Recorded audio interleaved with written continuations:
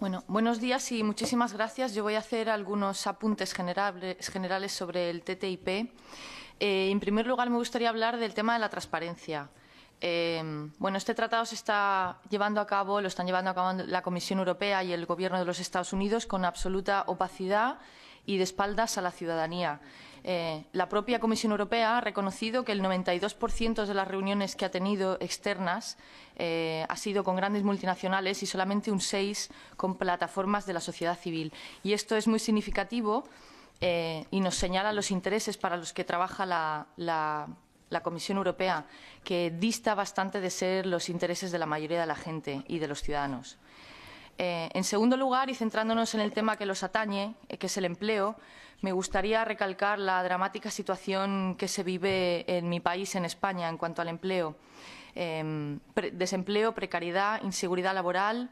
Los niveles de empleo en mi país alcanzan más del 24% y más del 50% en los jóvenes de menor de 30 años. Según el estudio de Capaldo, y como él acaba de decir, a causa del TTIP se podrían perder hasta 600.000 empleos en la Unión Europea, 90.000 de ellos en los países del sur, que además son los más castigados por las políticas impuestas por la Troika. Además, también, como ha comentado él, bueno, pues se llevarán a cabo pérdidas en los ingresos de los trabajadores de entre 5.500 y 3.500 euros al año.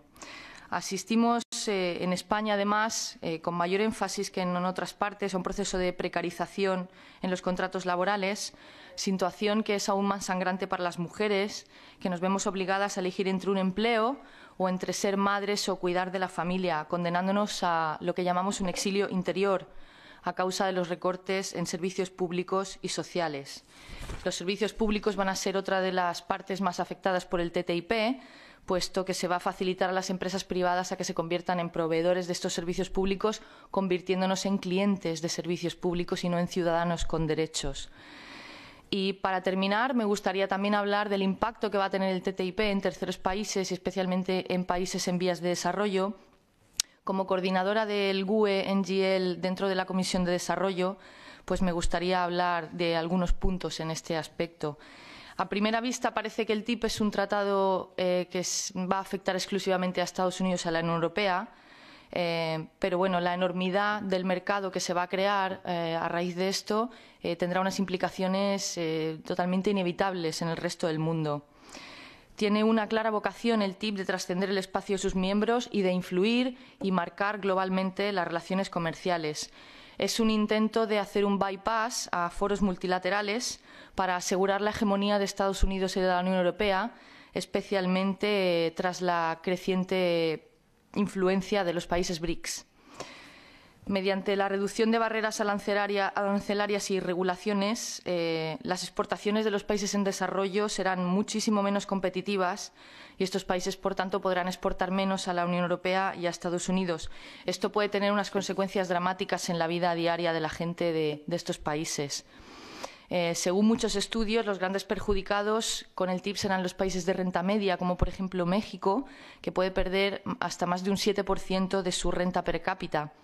Los países de renta baja también, como por ejemplo Botswana o Malawi, que perderán más de un 4% de renta per cápita. El TTIP acentuará las divergencias entre el centro y la periferia de la economía mundial, sumiendo aún más a los países de desarrollo a un modelo primario, exportador y extractivo, y condenándolos al subdesarrollo constante. La Unión Europea, además, tiene entre sus principios fundamentales la coherencia de políticas al desarrollo, que no significa otra cosa que la acción exterior de la Unión Europea no debe contradecir los objetivos de la política de desarrollo, que son en última instancia la erradicación de la pobreza. El TTIP, como muchos otros acuerdos comerciales que lleva a cabo la Comisión Europea, mina totalmente estos objetivos. Por tanto, estamos destruyendo con una mano lo que destruimos con la otra. Y, sobre todo, estamos incumpliendo leyes que nos ponemos a nosotros mismos y, como en este caso, la Comisión Europea nos respeta. Y, para terminar, voy a hacer un apunte personal, es decir, que quiero decir que creo que no es el momento de dar más poder a las grandes corporaciones. La situación que vivimos en Europa es una situación a la que nos han traído ellos con su comportamiento absolutamente irresponsable, demostrando que carecen de toda ética y por ello deben ser controladas por organismos democráticos y no al revés, como plantea el TTIP. Y muchísimas gracias.